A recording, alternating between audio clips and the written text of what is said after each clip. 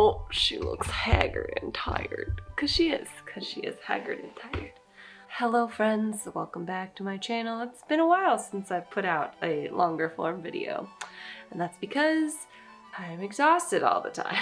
I literally run out of hours in the day, but whatever, we're not even gonna focus on that. We're gonna talk about and just dive right into what I wanna talk about in today's video. If you saw the title, don't worry, it's not clickbait. I mean, it's kind of clickbait, but it's like, it's not clickbait because it's real, but I make it, it's more dramatic than what it sounds like. So anyway, I'm tired because the last week has been screamies. I've already forgot.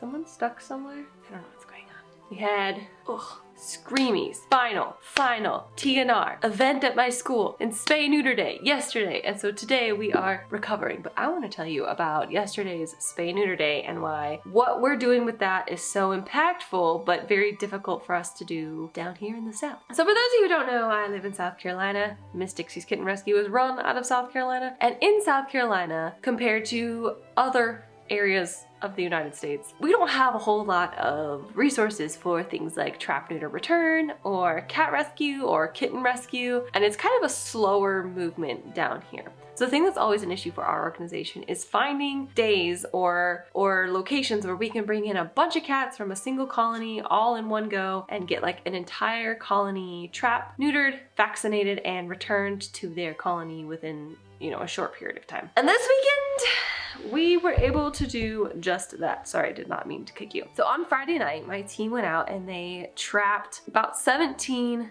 cats. Now, I'm gonna show you the video here. I'm gonna show you the video and you went, oh, I'm so sorry. I hit her in the head. I'm sorry, come here. You may notice in the video that there are a lot of what look like pregnant cats. And there were in one video, I counted at least 8 pregnant cats, which, you know, this is a topic that not a lot of rescuers or people in the nonprofit world like to have as a conversation, but it's an important conversation to have. Every single day, my inbox is full of people who need assistance for cats and kittens who are already in this world. Sick kittens, orphan kittens, injured kittens, animals that need my attention because they're already here. So whenever we go out and we do our TNR adventures and we find a pregnant cat, my first thought is we are going to try to spay abort that animal. That means we are going to terminate the pregnancy, we are going to spay that cat and not bring any more kittens into the world. Now, a lot of times we get pushback on that with things along the lines of, well, maybe they wanted to have babies. I promise you they don't know, it's just hormones, or, you know, all the other arguments that can come out of choosing to spay, abort, or abort a pregnancy. Here's the thing though, if I can prevent more unnecessary suffering in this world, I'm going to. And so when I have the opportunity to spay, abort, I will. There's no room for discussion about this. I will not be discussing this in the comments. That's a hard rule of ours. Our organization does not take in pregnant cats and wait for them to give birth. We try to spay, abort everything that we can. And if they so happen to give birth, a little foreshadowing there, in the process of us trying to do this, then we will take them on. So here's the thing.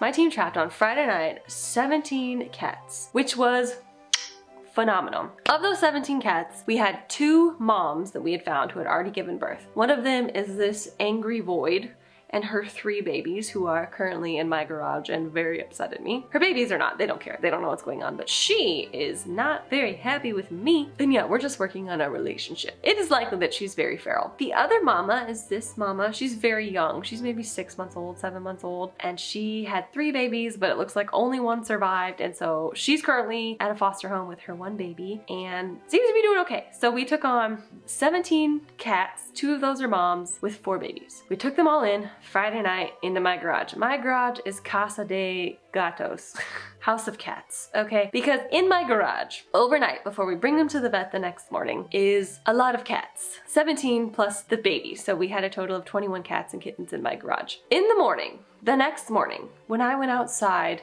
to check on everyone, I always go through and I like pick up the traps and make sure that no one escaped the traps and no one was in my garage. And I pick up the traps, I'm like, great, everyone's here. So I start like loading them up. And then I hear a sound. I hear a little scream, a little baby. And I thought, uh-oh, that's not coming from the feral mom. What is going on? And I didn't get any footage of this because I was panicking and that's just how that happens. But I lifted up one of the traps and I saw a freshly birthed baby and a mother who was in the middle of giving birth. die.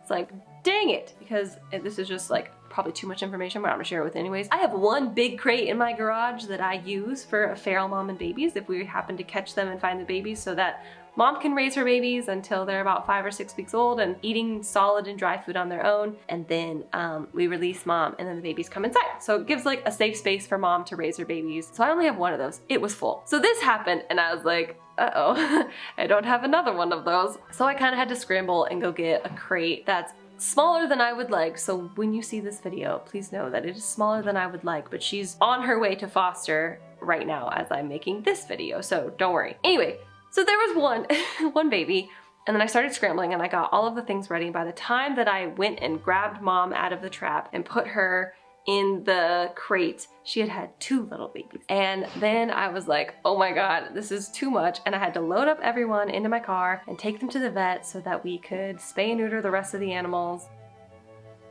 I love when there's random noises in my house. And then we came back home and checked on her and she had had 4 little nuggets. So that is a cat gave birth in my garage. It has never happened to me before. This was definitely a first for me. Normally we're able to get them fixed before they end up giving birth, but not this time. And because we had committed to these cats, they came into our garage. We were gonna get them fixed and she gave birth. We are committed to them. They're with us. Mom will get to get adopted. The kittens will also get to get adopted and they'll get to live a happy life because this mom happens to be friendly. So yeah, that was really exciting. The more exciting part about this is what we prevented from happening at this colony. At this colony, of all the cats that we trapped and fixed, we had all but 3 of them were female. So out of the 16 that we took to surgery, 13 of them were female and pregnant cats. So we had a lot of cats who went through a spay abort surgery on Saturday, which means out of all of those cats, from a colony that's roughly between 20 and 30, so we still have a few cats left to catch from there, we were able to prevent 26 kittens from being born into this colony where there is a lot of sickness, a lot of disease already. Only 25% of kittens born outside make it from baby to adult. So the likelihood that these 26 kittens, if they had had the opportunity to get born, only 25% of those would have made it out. So it's a tough topic. It's not a fun one that I like to talk about too often to people who are in rescue, but I think it's really important to share. It does not bring a lot of joy to have to do a spay abort surgery. For a lot of people, it's a hard decision. It's not an easy one, and I get it. But for me, with our organization and our overall goal is to reduce the number of cats and kittens who are suffering in this world. If I can prevent them coming into this world, I'm going to do that. So we had 26, yes, and like you, she says, I'm already here. I was already here. Look at me, I'm so cute. This is Sharpie. This is Sharpie. If I can prevent kittens coming into this world, I will. And even though this channel is for the love of kitten rescue, I do love to rescue the kittens. Don't get me wrong. It's my favorite thing. Like having mom and baby in my garage, I love it so much. But I would much rather prevent it from happening than it happen. So that is what happened this weekend at our TNR spay day and our surgery day with our vet. Ooh, ooh, ooh. Look at you. I love you. Okay. I love you guys. I appreciate you guys. Thank you for coming to the Screamies, helping with the Screamies. If you ever wanted to make a tax-deductible donation to Miss Dixie's Kitten Rescue, that is always linked down below. And if you guys have any videos you want to see, or you have questions for me or anything, please ask them down below. And I'm just kind of rambling at this point, but it is kitten season, so be prepared for a lot more chaos like this. And I only have 4 more weeks left of vet school, which means, no, not the whole thing, just my first year. Just 4 more weeks left of my first year of vet school, and then it's go time. We will be kitten rescue galore. What are you doing, Pencil? He's so naughty. Pencil! Pencil! Anyway, okay. Love you guys. Appreciate you guys. I will see you on the next one. Okay, goodbye.